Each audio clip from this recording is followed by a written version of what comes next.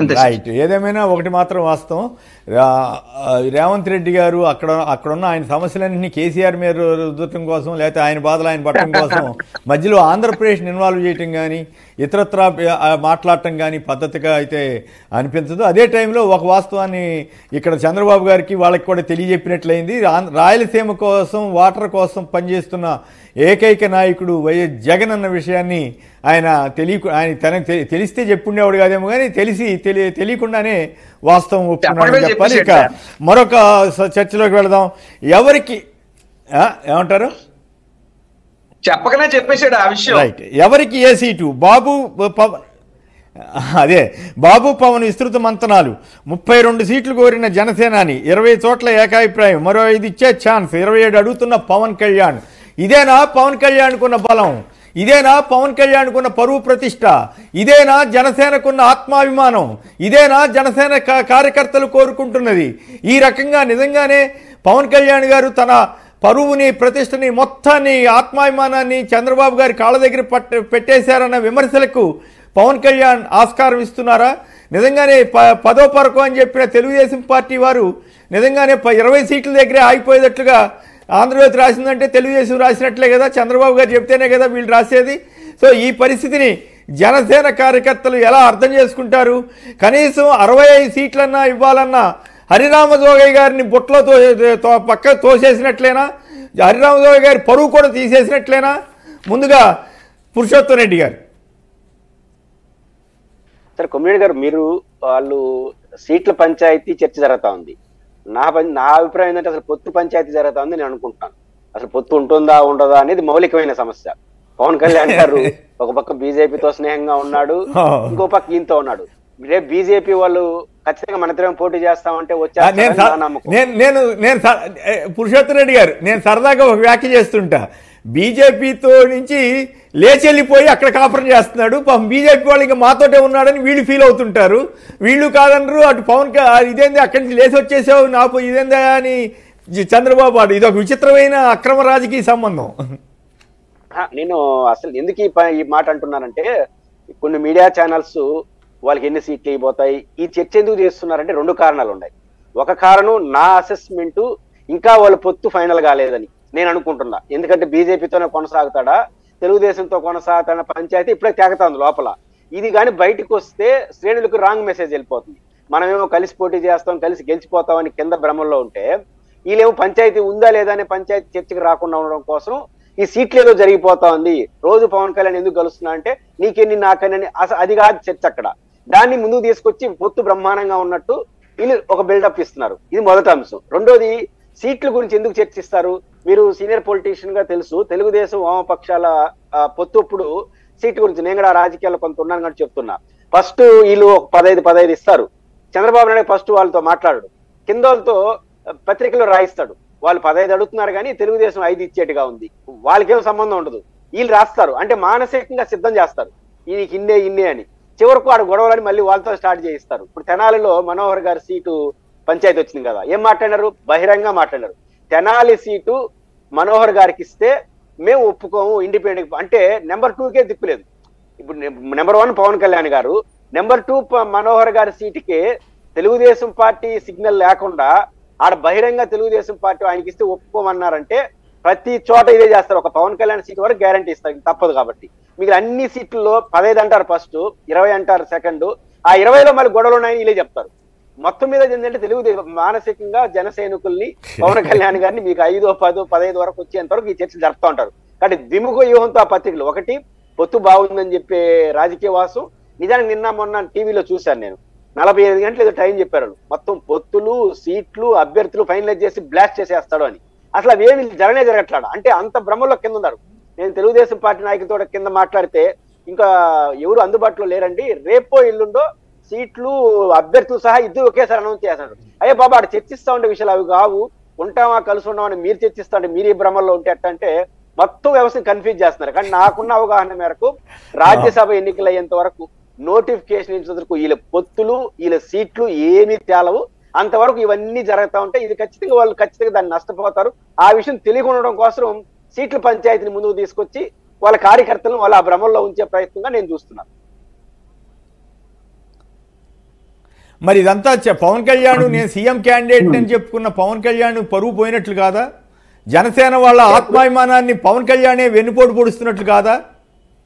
అంటే మీకు ఒక లక్ష్యం, నాకు ఒక లక్ష్యం, అందరికి ఒక లక్ష్యాలు ఉంటాయి కొమ్మినేని గారు. ఇప్పుడు పవన్ కళ్యాణ్ గారి లక్ష్యం ఏంటి? ఆయన ముఖ్యమంత్రి కావాలని లక్ష్యం ఉంటే పరువు పోతుంది. ఆయన జగన్ ఓడించడం తప్ప ఇంకో లక్ష్యం లేదు. ఇప్పుడు లక్ష్యం అట్టుంది. ఇప్పుడు లోకేష్ గారు మా నాయనే ముఖ్యమంత్రి అని చెప్పినాడు. ఎందుకంటే ఆయనకు ఒక లక్ష్యం ఉంది, కనీసం ఈయన ఓడిపోవాలి, మా నాయన ముఖ్యమంత్రి కావాలి, నేను పవర్ నేను డీల్ చేయాలని.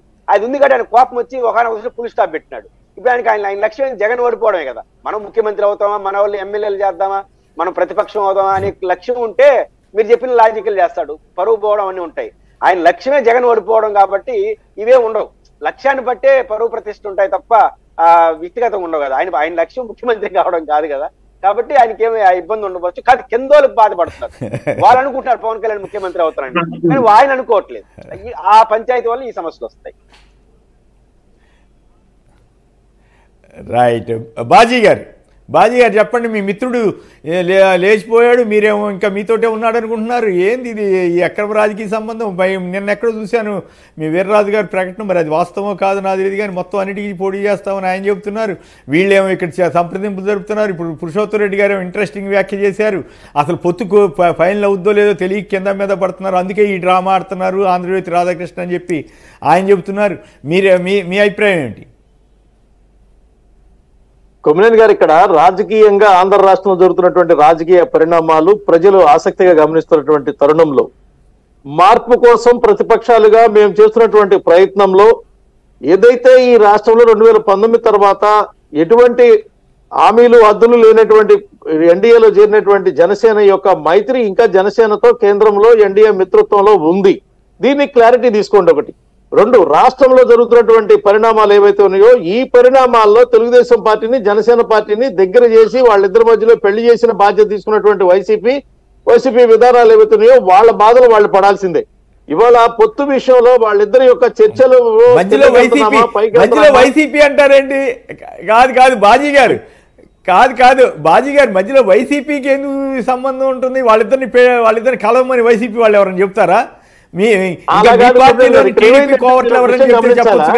ఇప్పుడు మనం ఒక మాట అనేస్తాం, ఆ మాట తర్వాత పంచాలు ఎలా ఉంటాయి అనే దానికి ఇప్పుడు పురుషోత్తమ రెడ్డి గారు కొంచెం హంబుల్ గా మాట్లాడారు. విషయం ఓకే. దానికి సంబంధించింది ఏంటంటే పొత్తు అంశాల్లో ఆయన మాట్లాడుతున్నటువంటి లైన్ ఏదైతే అలా తీసుకోకుండా గతంలో ఏనాడు సబ్జెక్ట్ డిబేట్ జరిగినా గానీ దత్తపుత్రుడు అని చెప్పారంటే దత్తపుత్రుడు ఓన్ చేసుకునేటువంటి పని ఆయన చేసుకున్నాడు, దత్తపుత్రుడు అయ్యేటువంటి పని ఈయన చేసుకున్నాడు. ఇది ఇద్దరిని కలిపి ఒక బంధాన్ని ఏర్పాటు చేసేటువంటి బాధ్యత వైసీపీ తీసుకుంది కొమ్మినేని గారు. వాళ్ళిద్దరు కలిసేదాకా ఇదే పనులు, కలిసిన తర్వాత ఇప్పుడు కలిసారు, అమ్మయ్య పని అయిపోయింది అనేటువంటి విధానానికి ఈ రాష్ట్రంలో అధికార పక్షం వచ్చింది, పని జరిగిపోయింది అనేటువంటి విధానానికి అనుభవం ఉన్నటువంటి ప్రతిపక్షం చంద్రబాబు గారి కాదు బాజీ గారు, చంద్రబాబు గారికి పవన్ కళ్యాణ్ దత్తపుత్రుడుగా జగన్ గారు చేశారో లేదా వైసీపీ వాళ్ళు చేశారని మీరు అంటున్నారు.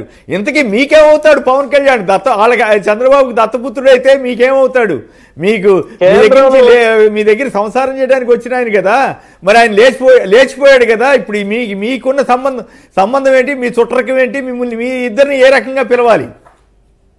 బంధాలు బాంధవ్యాలు అన్ని కేంద్రంలో ఉన్నటువంటి 29 పార్టీల్లో ఒకనొక పార్టీగా జనసేన మా ఐడియాలజీని గౌరవిస్తూ మాతో మిత్రత్వంలో ఉంది కొమ్మినేని గారు. ఇంతవరకు కన్ఫామ్. మేమైతే ఆంధ్రప్రదేశ్ రాష్ట్రంలో జనంతో ముడిపడి అభివృద్ధితో ఉన్నటువంటి కార్యక్రమాల్లో మేమున్నాం, మా ప్రణాళికలో మేము ఉన్నాం. వారు మాతో కలిసి వస్తారా లేకపోతే వాళ్ళిద్దరు కలిసి వెళ్తారనేది భవిష్యత్తులో కొద్ది రోజుల్లో ఏర్పడేటువంటి వాతావరణం, దాన్ని చూసి ప్రజలు ఆశీర్దిస్తారా లేదనేది ఎన్నికల్లో నిర్ణయించేటువంటి పరిస్థితి. ఇవాళ రాష్ట్రంలో మార్పు కోసం మేము చేస్తున్నటువంటి ప్రయత్నంలో మాతో పాటు వస్తానని చెప్పినటువంటి జనసేన అదే ఒక మాటతో ముందుకెళ్ళాం. ఒకవేళ కాదు నేను ఆయనతో వెళ్తాను, ఆయనతో నిర్ణయం తీసుకుంటాను, రేపు జరిగేటువంటి పరిణామాలు ఏమన్నా కేంద్రం నిర్ణయం తీసుకుంటుంది అనుకోండి, జాతీయ పార్టీకి సంబంధించినటువంటి రాష్ట్ర పార్టీ కేంద్ర ఆదేశాల ప్రకారం రాజకీయంగా అడుగులేస్తుంది. అది మంచి అయినా చెడైనా ప్రజలకు నచ్చినా నచ్చకపోయినా రాష్ట్ర రాజకీయాల్లో ఏ రకమైన పరిణామాలు వచ్చినా. కాకపోతే ఒకటి ఏంటంటే దేశం మొత్తం చేస్తున్నటువంటి అభివృద్ధి ఆంధ్రప్రదేశ్ రాష్ట్రంలో కావాలి అని అంటే రాష్ట్ర ప్రభుత్వంగా డబుల్ ఇంజిన్ ప్రభుత్వం కావాలనేటువంటి భావన మేము ప్రజల్లోకి తీసుకెళ్లేటువంటి ప్రయత్నం చేస్తాను. ఆ రకమైన అభివృద్ధి పక్క రాష్ట్రాల్లో ఉన్నటువంటి పరిస్థితులను కూడా ఇక్కడ ఆశీర్వదించమని చెప్పి అడిగేటువంటి ప్రయత్నం పోతా ఉన్నాం. ఇక్కడ జనసేన మాతో ఒడంబడికలో ఉంటుందా, ఒడంబడికి దాటి వారు సొంత ఒడంబడికలోకి వెళ్తారనేది రానున్న పరిణామాలు తేల్చాల్సిందే. వాళ్ళ సీట్ల వ్యవహారం, వాళ్ళిద్దరి యొక్క అంతర్గత వ్యవహారం. వాళ్ళు కింద పడతారా Right. పైన పడతారా, చివరికి వాళ్ళు ఎవరి చేతులు ఎవరు కాదుగండి, కాదు మీ మీ కాదు మీ సిగ్గుపోవట్లా? మీతో పాటు మీతో కాపురం చేస్తానని వచ్చిన పెద్ద ఒక ఆయన లేచి వెళ్ళిపోయి వేరే వాళ్ళతో కాపురం చేస్తుంటే మీ సిగ్గుపోవట్లా? బీజేపీ వాళ్ళ పరువు పోవట్లా? ఇప్పుడు మీతో ఉన్నాడో లేదో తెలియని పరిస్థితి, వెళ్తే వెళ్ళాళ్లే లేచిపోతే పోయాళ్లే అన్నట్టుగా మీరు కూడా సిగ్గు ఫీల్ అవ్వట్లేదా? అది ఆశ్చర్యం అనిపిస్తుంది. మేమేమన్నా సమర్థించానో లేకపోతే మేమేమన్నా దగ్గర పెట్టుకొని మాదే అని పూసుకుంటేనో మాకు సిగ్గిపోవాలి కానీ మాకేంటి సార్? దేశాన్ని పరిపాలించేటువంటి నరేంద్ర మోడీ గారి నాయకత్వంలో 29 పార్టీల్లో వచ్చేవాళ్ళు వస్తారు, వెళ్ళేవాళ్ళు వెళ్తారు. మాకుండేటువంటి మా పరిస్థితులు మాకుంటే మాకు దేశంలో అల్టిమేట్ గా ప్రజల అండ ఉంది. 140 కోట్ల ప్రజానికానికి సేవకుడైనటువంటి నరేంద్ర మోడీ గారికి మద్దతు ఉంది. ఈ రాష్ట్రంలో ఆయన వచ్చింది కూడా ఒక అన్కండిషనల్ హామీతో వచ్చారు. అన్కండిషనల్ సిచ్యువేషన్ లో మాకు వచ్చి జాయిన్ అయ్యారు. రేపు మాకు తెలియకుండా ఆయన వెళ్ళి మాకు ఇది ఇష్టమైనటువంటి పద్ధతిలో ఆయన వెళ్ళారనుకోండి, ఆయన నిర్ణయం తీసుకుంటారు. దీనిలో మనం చేయగలిగేదే లేదు. ప్రజల ఆమోదం, ప్రజా ఆశీర్వాదం ఉండాలి. మీకు తెలియదేం కాదు. అది లేనంత వరకు ఎవరైనా నాయకుడు కాదు. జరిగేటువంటి పరిణామాలు కూడా అలాగే ఉంటాయి.